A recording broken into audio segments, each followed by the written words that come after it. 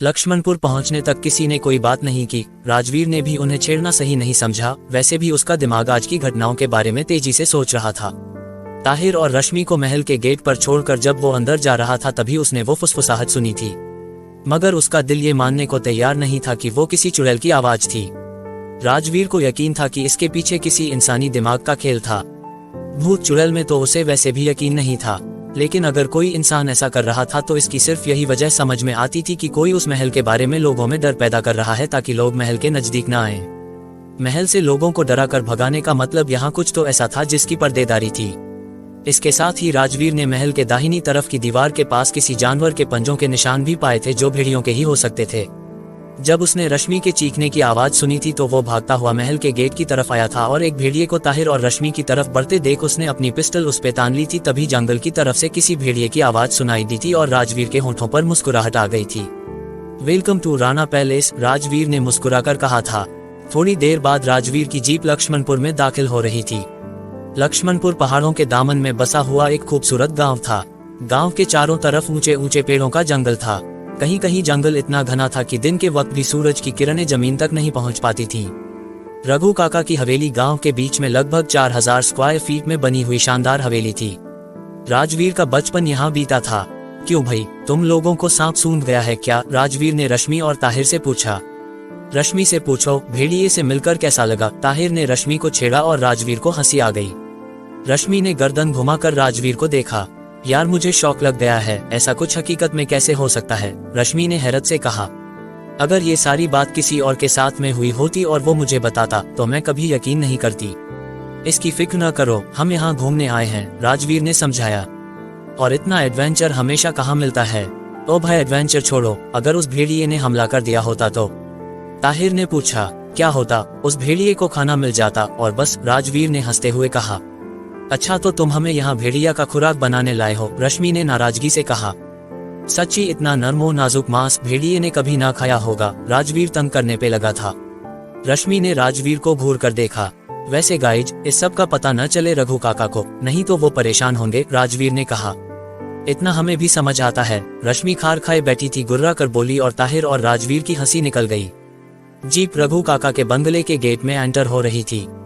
रघु काका बरामदे ही में रॉकिंग चेयर पर बैठे नजर आए। जीप को देखकर उनके होंठों पर मुस्कुराहट आ गई और वो कुर्सी से उठकर खड़े हो गए। जीप रुकते ही वो आगे बढ़े। राम राम काका, राजवीर ने उनके पांव छूते हुए कहा। जीते रहो बेटा, रघु काका ने राजवीर के सर पे हाथ फेरते हुए कहा। राम राम काका, ताहिर और रश्मि ने हाथ जोड़ते हुए कहा। सुखी रहो बच्चों, सफर में कोई दिक्कत तो नहीं हुई? रघु काका ने सबसे पूछा और घर के नौकर बुधिराम को इशारे से बुलाया।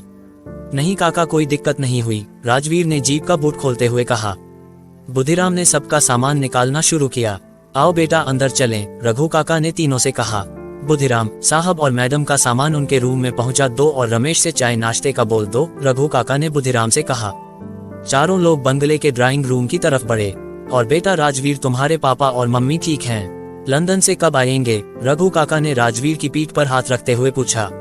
पापा और मॉम अगले हफ्ते आ जाएंगे, बिजनेस मीटिंग के चक्कर में उनको टाइम लग रहा है, राजवीर ने रघु काका की तरफ देखते हुए कहा। अच्छा, और तुम बताओ बिटिया, तुम्हारे घर में सब ठीक हैं? रघु काका ने रश्मि से पूछा। जी काका, सब लोग ठीक हैं, रश्मि ने मुस्कुराते हुए जवाब दिया। ताहिर बेटा, तुम अपना हाल चाल बताओ, क्या हाल है? रघु काका ने ताहिर से पूछा। आपकी दुआ और अल्लाह का करम है काका, सब ठीक है, ताहिर ने मुस्कुराते हुए जवाब दिया। ड्राइंग रूम में पहुंचकर सब नर्म और मुलायम सोफे पे बैठ गए। रघु काका ने रश्मि की तरफ देखते हुए पूछा। बिटिया तबीयत तो ठीक है, कुछ उदास लगती हो? मैं बिल्कुल ठीक हूँ काका, बस सफर की थकान है, रश्मि ने मुस्कुराते हुए कहा और राजवीर और ताहिर एक दूसरे की तरफ देखकर मुस्कुराने लगे। रघु काका बहुत गौर से उन लोगों को देख रहे थे। काका, हम तो आ गए आपसे मिलने, आप कब आएंगे शहर? राजवीर ने रघु काका से पूछा। अरे बेटा, मैं भी आऊंगा, तुम्हारे माँ बाप लंदन से आ जाएं तो, बस कुछ ऐसे हालात हैं जिनकी वजह से अभी गांव छोड़ने का मन नहीं करता, रघु काका चिंता से बोले। कैसे हालात काका? ताहिर ने पूछा। अरे बेटा, तुम लोग अभी आए हो, थोड़ा आराम कर लो, इस पर बाद में बात होगी, रघु काका ने टालते हुए कहा। राजवीर को तो मालूम ही था कि रघु काका किन हालात की बात कर रहे हैं, लेकिन वो चुप ही रहा। थोड़ी देर में नाश्ता आ गया और वो नाश्ता करने लगे। नाश्ता करने के बाद रश्मि और ताहिर गांव घूमने के लिए निकल गए और राजवीर रघु काका के साथ हवेली के बरामदे में आकर बैठ गया।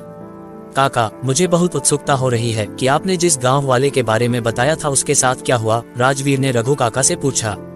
बेटा क्या हुआ ये तो नहीं पता चल पाया है, मगर ये जरूर पता चला है कि वो शहर से अपने काम से वापस आ रहा था। रघु काका ने लंबी सांस खींचते हुए कहा। उसकी बिटिया ने बताया कि वो शहर से अपने मालिक से अपनी पगार के पैसे एडवांस लेने की बात बता कर गया था, क्योंकि उसकी बेटी की स्कूल की फीस भरनी थी। रघु काका ने कुछ सोचते हुए कहा। लेकिन उसके जेब से पगार से कहीं ज्यादा पैसे मिले हैं। मुझे ऐसा लग रहा है कहीं वो राणा महल की तरफ तो नहीं चला गया था। रघु काका चिंतित स्वर में बोले। मुझे यकीन तो नहीं है, लेकिन बहुत कुछ सुनने में आता है आजकल राणा महल के बारे में। रघु काका ने राजवीर की तरफ देखते हुए कहा। क्या सुनने में आता है काका? राजवीर ने उत्सुकता से पूछा। अरे बेटा आजकल तो नहीं, मगर पिछली 10-15 दिन की बात है, रोज कोई न कोई राणा महल निकल जाता था वहाँ की चुड़ैल को देखने। अफवाह थी कि चुड़ैल बहुत सुंदर है। गांव के मनचले लड़के निकल जाते थे उधर, और वहाँ चुड़ैल उन्हें भाग जाने को कहती, मगर कोई उसकी बात का ध्यान नहीं देता था। एक दिन 2 लड़के अकेले चले गए तो चुड़ैल तो छोड़ो, वहाँ एक भेड़िए ने उन्हें जख्मी कर दिया। अब भेड़िए का किस्सा भी चुड़ैल की कहानी में शामिल हो गया है, रघु काका ने बताया। भेड़िए के नाम पर राजवीर के कान खड़े हो गए। उसने सोचा इसका मतलब उस भेड़िए का वहाँ आना एक इत्तेफाक नहीं था। लोगों ने चुड़ैल से डरना छोड़ दिया तो चुड़ैल भेड़िए की शक्ल में आने लगी। वाह, ये तो किसी भूतिया उपन्यास का प्लॉट लगता है। क्या सोचने लगे बेटा? रघु काका ने राजवीर को टोका। कुछ नहीं काका, मैं सोच रहा था कि गांव के लोग कितना जल्द इन सब बातों पे यकीन कर लेते हैं। राजवीर ने मुस्कुराते हुए कहा। बेटा लोगों के साथ जब कोई हालात बीतते हैं तो वो यकीन करने पर मजबूर हो जाते हैं, रघु काका ने कहा। अब हमारे तुम्हारे साथ ये सब तो पेश आया नहीं, तो न मुझे यकीन है न तुम्हें। वैसे सच्चाई क्या है ऊपर वाला ही जाने, रघु काका ने समझाते हुए कहा। सही कहते हैं काका आप, राजवीर ने मुस्कुराकर कहा। राजवीर ने एक बार सोचा कि रघु काका को आज की घटना के बारे में बताए, मगर फिर ये सोचकर रुक गया कि काका परेशान हो जाएंगे और फिर घर से निकलना दूभर हो जाएगा, और अगर ऐसा हुआ तो उसके यहाँ आने का मकसद ही पूरा न होगा। राजवीर और रघु काका इधर उधर की बात करने लगे। राजवीर के दिमाग में बहुत कुछ चल रहा था और वो राणा महल का मुआयना करना चाहता था। साथ ही वो घड़ी भी देख रहा था। उसे किसी से फोन पर बात करनी थी। अब वो जल्द से जल्द रघु काका के पास से उठकर फोन कॉल करना चाहता था। काका मैं भी जरा बाहर घूम कर आता हूँ, राजवीर ने रघु काका से इजाजत चाही। जाओ बेटा आराम से घूम फिर के आओ, दोपहर के खाने से पहले आ जाना, रघु काका ने कहा।